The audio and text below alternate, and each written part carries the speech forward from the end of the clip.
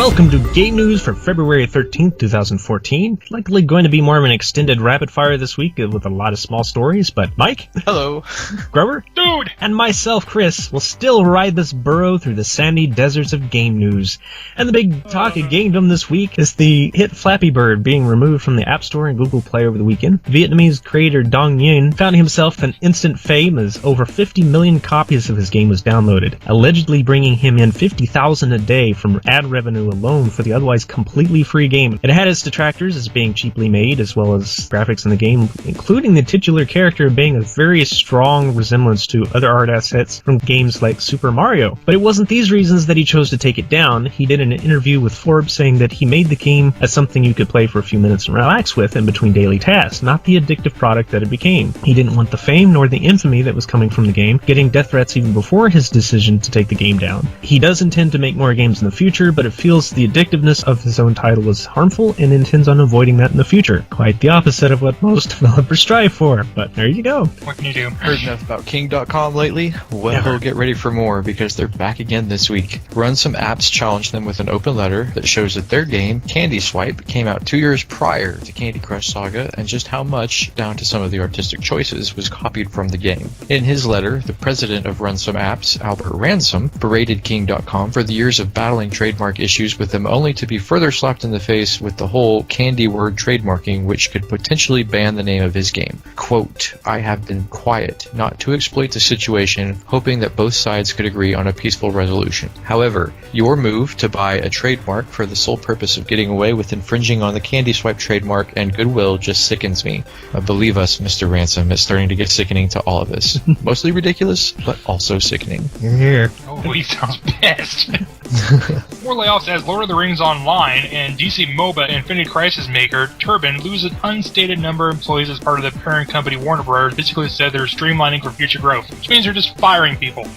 And Brandon of famed creative YouTube channel Rocket Jump, most noted for its video game high school web series, started a Kickstarter campaign to bring a big special effects-filled Minecraft movie to life called Birth of Man. Well, he should have known better, as getting funding for something copyrighted without permission is usually a big no-no, and Minecraft's creator Notch, usually known for being quite open with the fan community, still had to put his foot down. While the film has been in production for well over a year already, its future fate is unknown, but Brandon may well continue out of pocket for what he's done so far. While Masahiro Sakurai's medical arm injury is starting to affect his other arm, Nintendo Direct revealed that Punch-Out's Little Mac will be joining Luigi, Lucario, Rosalina, and DDD for the new Smash Bros. On the Wii U and 3DS. Plus, NES Remix is getting a Wii U sequel, and Mario Kart 8 will have all 7 of the Koopa Kids as playable racers. Long time no see. 8? Yeah. Wow, I'm out of focus. I haven't played 664.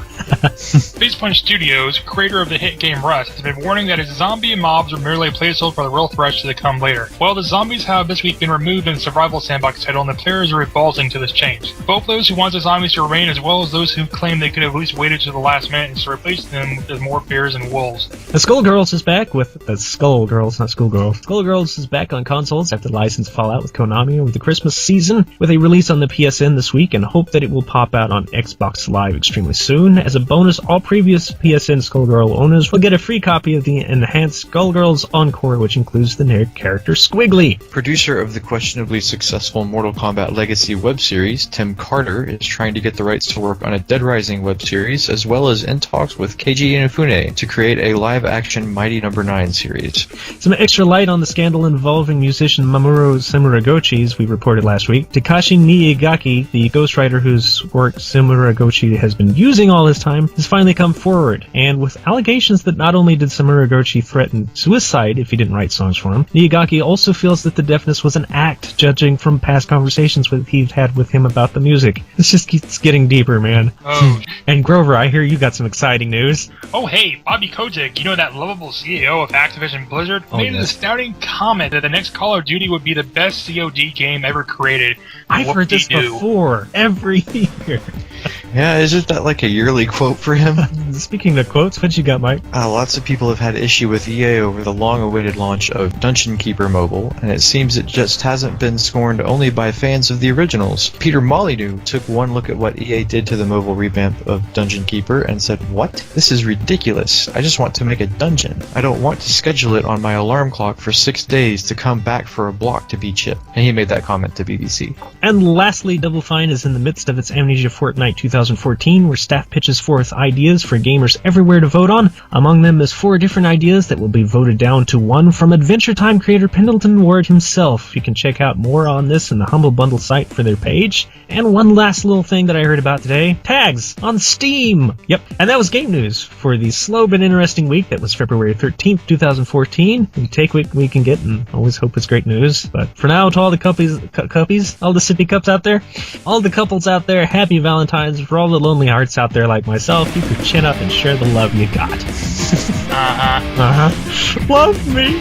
I don't need your love. We'll see you all next week. See you next week. See you next week.